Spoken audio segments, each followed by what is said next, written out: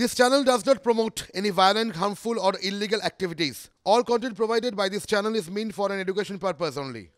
মঞ্জিরা rubella, আমার কি মনে হয় জানো তো, এই যে পুলিশের সক্রিয়তা নিয়ে আমরা কথা বলছি না, কেস হিসেবে তারা তাদের সক্রিয়তা দেখান, মানে অতি সক্রিয়তার খবরও তো আমাদের কাছে রয়েছে।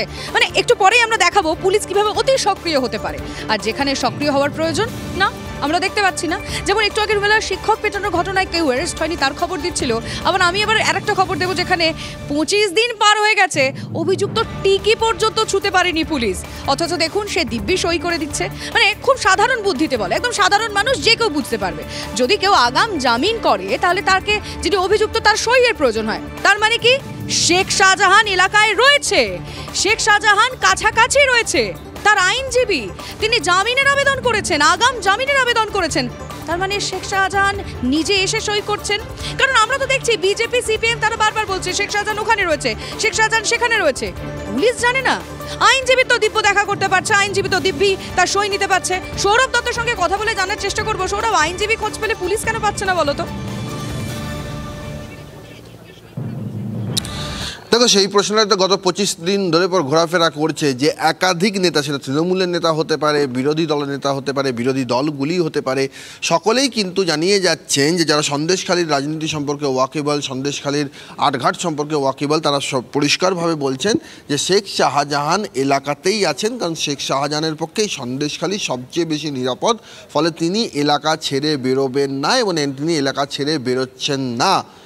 এখন তো আইনজীবী তিনি যে জামিনের আবেদন করলেন, আগাম জামিনের আবেদন, সেই সইটা যে সংগ্রহ হলো, তার মানে হচ্ছে কোথাও তো গিয়ে এটা স্পষ্ট হয় যে শেখ শাহজাহান নাগালের মধ্যে আছেন। শুধু সেই নাগাল পর্যন্ত পুলিশ প্রশাসনের হাত পৌঁছচ্ছে না, রাজ্য পুলিশ প্রশাসনের হাত পৌঁছচ্ছে না। ফলে সব মিলিয়ে কিন্তু আরও একবার রাজ্য পুলিশ কিন্তু শেখ শাহজাহানের খোঁজ দেওয়া নিয়ে অস্বস্তির মুখে পড়ল। নিঃসন্দেহে সৌরভ, তুমি সঙ্গে থাকো। এই যে শেখ শাহজাহান, এই শেখ শাহজাহানকে নিয়ে বিস্তর বিতর্ক, কেউ কেউ তাকে ভদ্রলোক বলছেন, কেউ কেউ তাকে বীরের সম্মান দিচ্ছেন, মানে স্বাধীনতা সংগ্রামীর সম্মান তাকে দেওয়া হচ্ছে। না ভাবছেন এটা কথার কথা বলছি, একেবারেই নয়। এই শেখ শাহজাহান, তার পরিচয় কিন্তু রয়েছে। তার পরিচয় কি? সে একজন তৃণমূল নেতা এবং তাকে খুঁজে পাওয়া যাচ্ছে না। এবং তাকে নিয়ে ফিরহাদ হাকিম তিনি উল্টো মন্তব্য করেছিলেন যে কেউ যদি কিছু ভুল করে, শাহজাহান ভুল করেছে, অন্যায় করেছে। ফিরহাদ হাকিমের বক্তব্যের পর আমরা গতকাল অভিষেক বন্দ্যোপাধ্যায়কে বলতে শুনলাম শাহজাহান কি করেছে। আর তারপর ওই যে ভদ্রলোক প্রসঙ্গ বললাম না, পার্থ ভৌমিক বলছেন ভদ্রলোককে পাওয়া যাচ্ছে না। ভদ্রলোক, হ্যাঁ, কোট আনকোট এই শব্দটা তিনি ব্যবহার করেছেন। পাশাপাশি শোভনদেব চট্টোপাধ্যায় তিনি তো বলছেন হ্যাঁ, সে তো অনেক স্বাধীনতা সংগ্রামীদেরও খুঁজে পাওয়া যায় না। তাহলে কি শাহজাহান, শেখ শাহজাহান, না সে কি ভুল করেছে আমরা জানি না, সেটা তো তদন্ত সাপেক্ষ। সে ভদ্রলোক, সে বীরের সম্মানও পাবে স্বাধীনতা সংগ্রামীদের। আসুন বক্তব্যগুলো শুনুন, তারপর আলোচনায় যায়। দলের অস্বস্তির কোনো ব্যাপার নেই, একজন ভদ্রলোক তাকে পাওয়া যাচ্ছে না। এখন আমি যদি তাকে না পাই, আমাকে অন্য কাউকে দিয়ে কাজ চালাতে হবে। ভারতবর্ষের স্বাধীনতা সংগ্রামীদের দিনের পর দিন ব্রিটিশ সাম্রাজ্যবাদ খুঁজে পায়নি। এখনও পর্যন্ত বহু রাজ্যে বহু ক্রিমিনাল ঘুরে বেড়াচ্ছে। সবসময় যে খুঁজে পাবেন এর কোনো মানে নেই। অনেক রকমের টেকনিক্যালিটি বেরিয়ে গেছে, টেকনিক্যাল পদ্ধতি বেরিয়ে গেছে, সেখানে লুকিয়ে বেড়ানো যেতে পারে। কিন্তু যদি শেখ শাহজাহান যদি অপরাধ করে থাকে, তাহলে সেই অপরাধের জন্য কোর্ট তাকে যা সাজা দেবে সেটাই কাম্য আমার কাছে। কোনো রকমভাবে ব্যক্তিগতভাবে আমি এবং আমার মনে করি আমার দল ক্রাইমকে অথবা দুর্নীতিকে সাপোর্ট করেছেন এমন কোনো খবর আমার কাছে নেই। পার্থ শোভনদেবের চোখে যেই ব্যক্তি ভদ্রলোক, যেই ব্যক্তি স্বাধীনতা সংগ্রামীদের সঙ্গে তুল্য, তিনি কিন্তু ফিরহাদ হাকিমের চোখে একেবারেই ভদ্রলোক নন। আমি কথা বলবো, তন্ময় প্রামাণিক রয়েছেন আমাদের সঙ্গে। তন্ময়, আমরা দেখছি তৃণমূলের অন্দরেই তৃণমূল নেতা শাহজাহান শেখকে নিয়ে সিনিয়রদের মধ্যে বিরূপ মন্তব্য। ফিরহাদ হাকিম যা বলছেন তা একেবারেই নস্যাৎ করে দিচ্ছেন, অন্ততপক্ষে পার্থভূমিকের কথায় তা বোঝা যাচ্ছে। হচ্ছেটা কি? দেখো কি হচ্ছে, এটা বোঝাটাই খুব মুশকিল হয়েছে। মাঝে মাঝে মাথা গন্ডগোল লাগছে এই কারণে, একজন এক এক রকমের কথা বলছেন।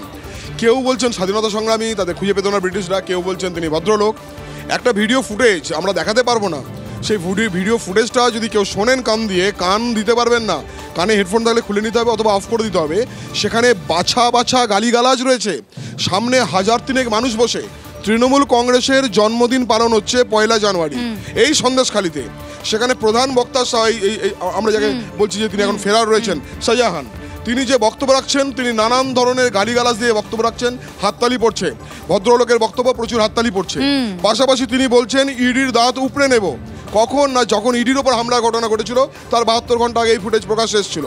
3 নম্বর একটি বিষয়, সেখানে বলা হচ্ছে বিজেপি কর্মীদের খুঁজে পাওয়া যাবে না এলাকাতে, এমন বদলা নেব, সামনে লোকসভা ইলেকশন। ফলে ভদ্রলোকের মুখে এমন আচরণ, আর মন্ত্রীরা যে যা বলছেন এ পুরোটা গুলিয়ে দেওয়ার জন্য যথেষ্ট। মানে আমরা নিজেরাই মাঝে মাঝে পাক্কে যাচ্ছি যে কে কি বলছেন, কি কি না, বলতে আসলে কি চাইছেন। বলতো তন্ময়, ছোটবেলা থেকে ভদ্রলোক সম্পর্কিত যে ডেফিনেশনটা বা যে ইমেজটা মাথায় ঘুরতো সেটাই বোধহয় বদলে যাচ্ছে। আমরা অন্ততপক্ষে সেই ছবিটাই দেখতে পাচ্ছি শোভনদেব চট্টোপাধ্যায় এবং পার্থ ভৌমিক যেই বক্তব্য রাখছেন। দেখা যাক এর জল ঠিক কত দূর গড়ায়। ঠিকই, আমাদের তো নজর থাকবে, মানে পার্থ ভৌমিকের ভাষায় ভদ্রলোক, কোট আনকোট ভদ্রলোককে কখন ধরা যায় সেটা দেখা যাক। পুলিশের সক্রিয়তা কখন দেখা যায় সেটাতেও আমাদের নজর থাকবে। তবে হ্যাঁ,